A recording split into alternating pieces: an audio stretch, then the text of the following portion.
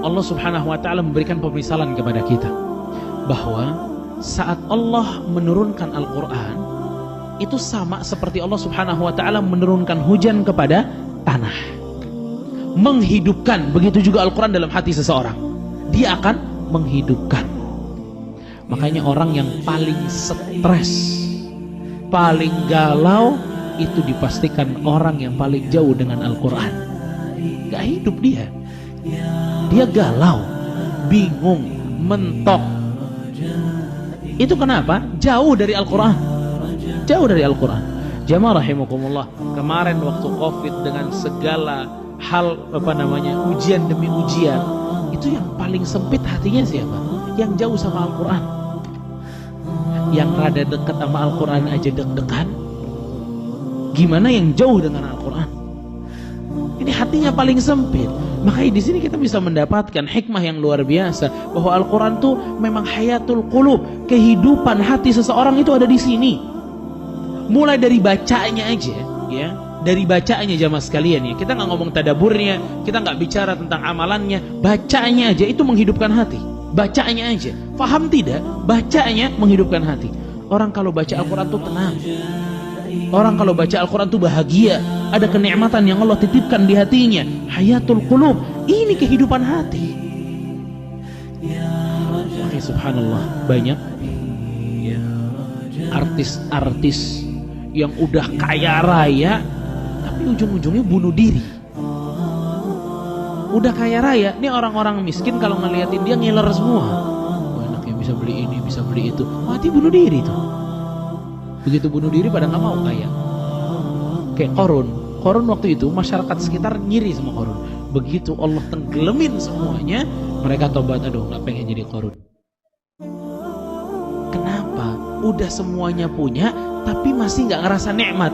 Di dalam dada kita, di dalam jantung kita, di dalam hati kita ada ruangan yang nggak bisa diisi kecuali dengan Al-Quran, dengan keimanan. Selama itu nggak diisi, tidak ada rasa ketenangan di dalam jiwa. Nggak bakal ada kenikmatan yang hakiki di dalam jiwa. Nggak ada kehidupan yang hakiki di dalam jiwa kita. Nggak bakal ada. Sampai ini masuk baru seseorang akan merasakan ketenangan. Dan mungkin antum nih orang-orang yang sudah mencoba kenikmatan itu. Mungkin dahulunya jauh dari Al-Quran, sekarang coba mendekati Al-Quran, beda. Al-Quran ini beda. Dia ngasih power ke kita begitu luar biasa. Hayatul qulub, kehidupan hati kita. Ini memang ruh. Kita kalau nggak pakai ini mati kita.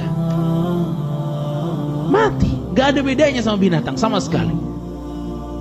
Dengan ini kita berbeda. Dengan Al-Quran kita berbeda. Ya. Jamaah rahimakumullah. Al-Quran, ya, beberapa orang itu takut kalau belajar Al-Quran, ya.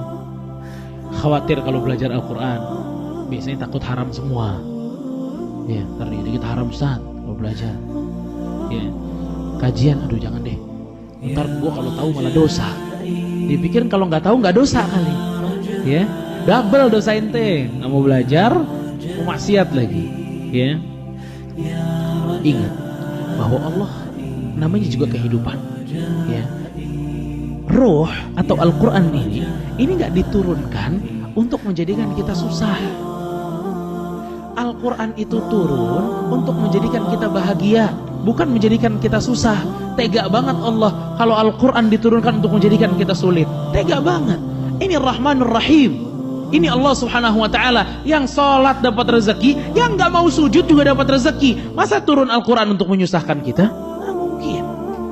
Untuk membahagiakan kita. Makanya waktu orang-orang musyrikin bilang ke Rasul sallallahu alaihi wasallam, "Innama anzala al-Qur'ana litashqa." Sesungguhnya Al-Quran itu diturunkan bikin kalian susah, kata orang musyrikin. Allah membalasnya dengan surat Taha. Taha ma anzalna alaikal Qur'ana litashqa. Taha, kata Allah, tidaklah kami menurunkan Al-Quran ini untuk kalian susah. Tandanya kalau Allah nggak pengen kita susah, Allah pengen kita apa? Bahagia. Bahagia. Kalau anak tanya antum di sini, antum pada bahagia nggak sekarang? Hah? Dari wajah wajah-wajahnya sih lumayan bahagia. Ya. Kadang subhanallah, ya.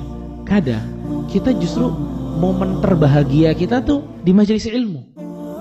Begitu hilang di majelis ilmu kayak waktu Covid kemarin, aduh sumpah, hati gak enak, online gak bisa, segala macam kesulitan dalam hati kita. Berarti jamaah rahimakumullah, kebahagiaan itu memang ada pada saat kita dekat sama Allah, pada saat kita dekat dengan Al-Quran. Makanya Allah subhanahu wa ta'ala dalam surat An-Nahl itu mengatakan, ya, siapa yang beramal amalan salihan min dzakarin aw untha wa huwa mu'min, siapa yang beramal saleh dari kalangan laki-laki maupun perempuan, wa huwa mu'min, dan dia beriman, apa kata Allah? Falanuhyiyannahu hayatan thayyibah, kami akan berikan kepadanya hayatan thayyibah, kehidupan yang bahagia.